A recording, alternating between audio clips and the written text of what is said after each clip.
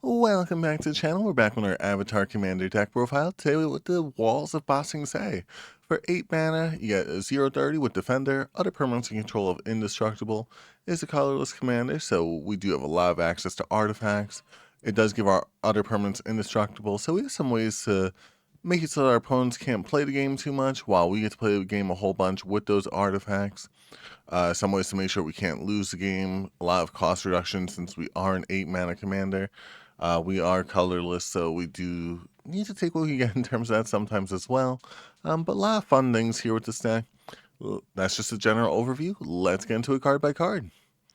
Starting us off, we have Basalt Monolith. Doesn't untap during your untap step, but you get it on the board for 3, and it taps for 3, basically refunding its mana. And you pay that same 3 mana to untap it. It's indestructible thanks to the Walls of Bossing Say. Helps you get out the Walls of Bossing Say a lot earlier than turn 8, which is going to be pretty important to do. So, there we go. Cloud Key, giving us a little bit of cost reduction there for our artifacts. Most of our spells in this deck are artifacts. We have a few Planeswalkers and like 3 instants, but almost everything else is an artifact, so cost reduction is going to help out a whole bunch. Crawl space, no more than 2 creatures can attack you each combat. We don't have a lot to really like protect ourselves with this deck. Walls Bossing Say is a 0/30 though, so it could defend basically any creature as long as it doesn't have a whole bunch of buffs on it. So at least we block one creature, other creature comes through, but better than a whole army of tokens coming at us. Curse Totem, activated abilities of creatures can't be activated. One of our other pieces of Stax there, making it so we don't really care about our activated abilities, but our opponents probably do, so it helps us out there. We do have some activated abilities with our deck, like tap for some mana, but most of it is like static ability or triggered ability, so I don't really care about it too much. Yeah, I think actually the only one is the Palladium here. Following it up, we have Darksteel Forge. Artifacts you control of indestructible. This makes the Walls of Bossing Say indestructible. Walls of Bossing Say makes this indestructible. Then basically everything on your board is indestructible thanks to that. You still get removed by like a Swords to Plowshares, but that's fine. Like, it took a little bit more effort. And that's why we have some other ways to get Walls of Bossing Say, like, hexproof or something. Defense grid, during each player's turn, each other player's spells cost 3 more to play. We only have 3 instants, so it doesn't really care about that too much with our deck. Mostly to just hinder our opponents so that we can have a pretty big turn while our opponents just sit there and can't use your mana. In Staring Bird, creatures with power greater than the number of cards in your hand can attack. We have a lot of draw power, and so like that does hinder us a little bit, but we tend to not have that many cards in our hand. So, not being able to attack us and not being able to attack us with our strong stuff, so Walls Bossing Say could defend us, helps us out a whole bunch. Do you think it would be cool if like Walls Bossing Say could protect 3 creatures since there's 3 Walls of Bossing Say? But I digress. Everflowing Chalice, we're in the colorless deck. We need a lot of mana to cast the Walls of Bossing Say, so this help us do just that. Expedition Map, another way to get some extra lands onto the battlefield.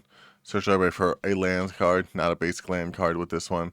So maybe you get one of your Urza's lands. Well, some other stuff we'll get to a little bit. Forsaken Monument, colorless creatures get +2/+2, making it so that our wall, when it blocks creatures, it could actually remove those creatures, and then whenever you tap a permanent for colorless, you add an additional colorless. And whenever you cast a colorless spell, you get 2 life. We're really just here for the additional mana for this one, so we get Walls Bossing Say just a lot earlier than we normally would. Following up, we have God Pharaoh Statue. Spells your opponents cast cost 2 more to cast, making so that they have to spend more mana while we just sit there with our wall. This way maybe they have to pay like the cost of a generous gift for a Path to Exile. And at the beginning of your end step, each opponent loses a life. If you're able to like keep stuff up long enough and just wait the mail 40 turns, you have a way to win the game. Gravedigger's Cage. Creatures in graveyards and libraries can't enter the battlefield. Players can't cast spells from their graveyards or libraries. Shutting off those top of the library decks or graveyard decks helps out a whole bunch with this one. Really like it, especially what we're going against. Hedron Archive for some additional mana. Lightning Greaves. Like I said, main way they're going to try to get rid of Walls of Bossing Say is probably drew something along the lines of like I forgot what the new like Fire Nation like drill thing is called. It might just be called the Fire Nation drill, or the suplex, or like a Vandal Blast. All things that would normally target it. Well, Vandalblast, if they paid overload cost, doesn't target it. And, we lose to Vandalblast with this deck in most ways, if we don't have what's called on the board anyway. So, just giving it the Hexproof Shroud super helpful. Mind Stone for a little bit of extra mana, a little bit of draw power while we're at it. Mind's Eye, whenever an opponent draws a card, you may pay 1. If you do, you draw a card as well. We need some draw power, so we get into our land so that we can get some more mana, and, actually maybe have a way to win the game. Micah Synthlas, everything's an artifact now.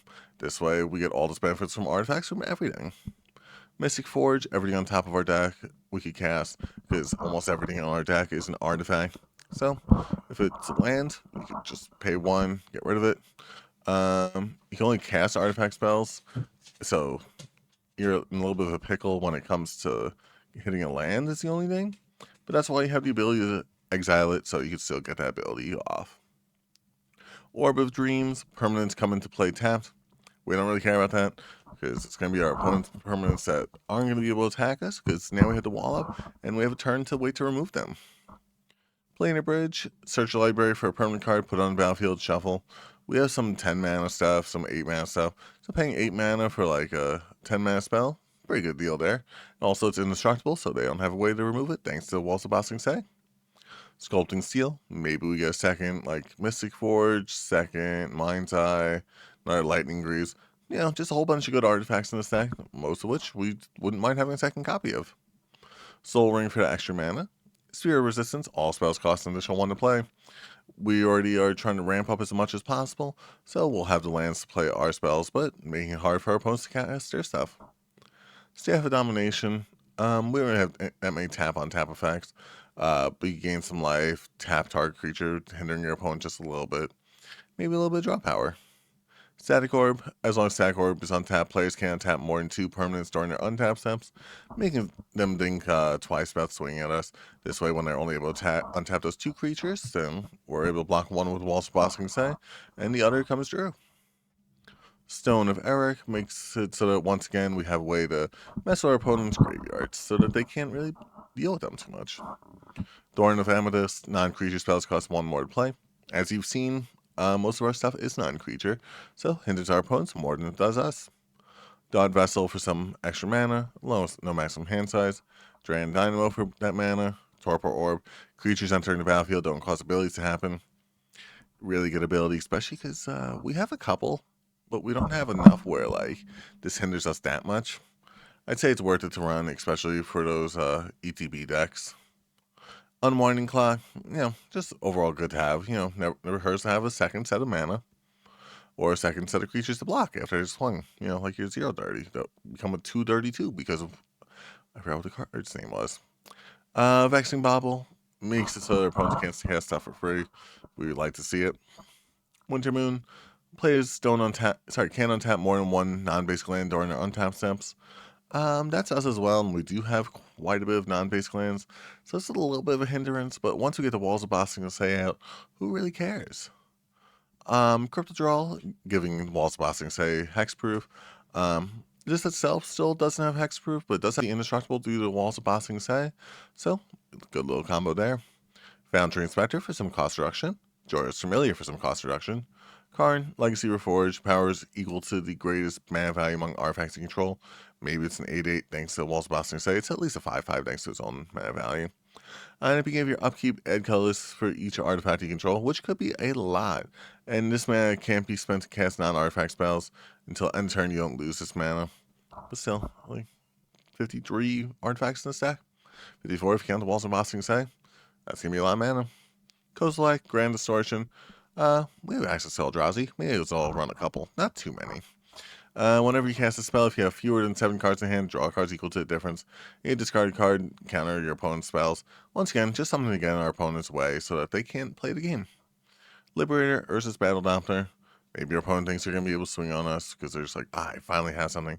Nope, we just flash in like a Karn, and then we have an 8-8 indestructible blocker. Lodestone Golem, non-artifact spells cost 1 more to cast. That's everything in our opponent's deck, and almost nothing in ours. Metalwork Colossus, cost X less to cast, where X is the total mana value non-creature artifacts. which, just one Darksteel Forge already makes him a 2-mana 10/10. Also sacrifice 2 artifacts to return them to from your graveyard to your hand. Useful ability for us there, so we keep having a 10/10. Something to actually swing with, rather than just something to block with. Mycosynth Golem, affinity for artifacts, because you don't want to pay 11 mana for a 4/5. And the artifact creatures you play have affinity for artifacts as well, meaning so we could get our artifact creatures for a lot cheaper than, 3. Palladium Mirror for some additional mana there. Platinum Angel, really useful card for this deck, and honestly, the first way I thought about running Stax for this deck is because you can't lose the game and your opponents can't win the game, making it so that we can actually have a way to stick around and keep our stacks on growing, especially because this will be indestructible thanks to Walls of Bossing Say. Platinum Emporium, your life total can change, another way to make sure we can't lose the game. Scrap Trawler, this way when our walls get destroyed and we have that drill poking through them, we still have a way to play the game and get our stuff back. Scrolling Crawler, another win con here for the deck, making it so that we could just stall out our opponents and hopefully they just draw for 40 turns and lose the game. Shimmer Mirror, cast artifacts Accelerated Flash, really good ability there. Silent Arbiter, means our opponents can't attack with more than one creature, which we don't really care about what they swing with because we have a 0/30 to block it. Solemn Simulacrum for some extra mana. Ulamog, the Defiler. When you cast this spell, target opponent exiles half the library rounded up, or sacrifice 2 permanents. Ulamog enters the battlefield with a number of +1/+1 counters on it. You'll raise mana value on cards in exile, which is probably something in your opponent's deck. Maybe they have Blasphemous Act, or their Vandal Blast, you get a 1 counter on there. Ulamog has Annihilator X, or excess number of 1/1 counters on it. No one likes it when you have Annihilator, but you gotta do it. Ultima, Origin of Oblivion, for that extra mana. We really just want to get that extra mana so we could, get Walls Bossing Say out, make this indestructible. Also, for some reason, I always forget he's not a Planeswalker, just because he has that Planeswalker-like stance, I feel.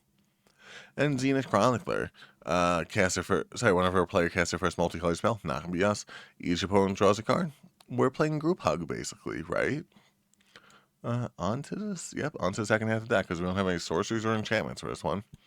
Eldritch Community, and good way for protection for Walls Bossing Say. Kozilek's Command, getting that additional mana, exiling some cards, and maybe scrying to our best card. And Warping Wall for a counterspell and some removal. Yep. For our lands, we have Buried Rune, return target artifact from your graveyard to your hand. This way, when we lose our besting, we get it right back. Darksteel Citadel for an artifact land. Gemstone Caverns, in order to get some additional land every turn, which we don't really care about, like the secondary ability of it, but just getting the additional land on their first turn is nice. Inventor's Fair, benefiting off of our artifacts. And then actually, really nothing special in terms of land. You have some, just a lot of artifact lands that get you a lot of mana after that. And for our Planeswalkers, we have Karn Liberated. Target player exiles a card from their hand, exile target permanent, or -14, restart the game, leaving in exile all non-aura permanents cards exiled with Karn Liberated, then put those cards onto the battlefield under your control. So, putting us ahead, putting our opponents behind. We're never going to get to that 14. It takes 2 turns, but if you're able to stall out your opponent and you have this with the indestructible on it, maybe. Who knows? Karn Living Legacy, getting some power stone tokens, allowing us to get that additional mana. You can also pay some mana, and then look at cards on top of your deck, and put one to your hand.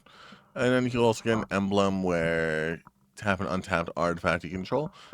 It deals 1 damage to any target, potentially a way to deal that damage to our opponent and win the game. Karn, great creator. Activate abilities of artifacts your opponent's control can't be activated, stopping their soul ring, stopping their arcane signets, really putting them behind. It's the main ability we're going for. It has the other abilities, but you don't really care about those. Ugin, Eye of Storm. This way, when we play our color spells, we also get to banish one of our opponent's cards. Sorry, no, it's exile. I'm just stuck in the Yu-Gi-Oh! Brain set for today, some reason. But yeah, another way, this way, when our opponent finally gets something on the board. No, they didn't. Ugin, the Ineffable. Another way to get some cost reduction to get our wall out earlier. And Ugin, the Spear Dragon. Deal 3 damage to any target. You get a little lightning bolt. Exile each permanent CMC X or less. That's one or more colors, aka our opponent stuff, none of ours. Yeah, so -10, gain some life, draw some cards, stuff we like to see. But overall, that's the deck there. You could go another route with this one, which we'll actually be probably posting tomorrow, where you focus more on like the toughness matters part of this. That's also gonna be our more like budget-friendly version of say. So make sure you subscribe if you want to see that as well. But thanks so much for watching. I hope you have a great day.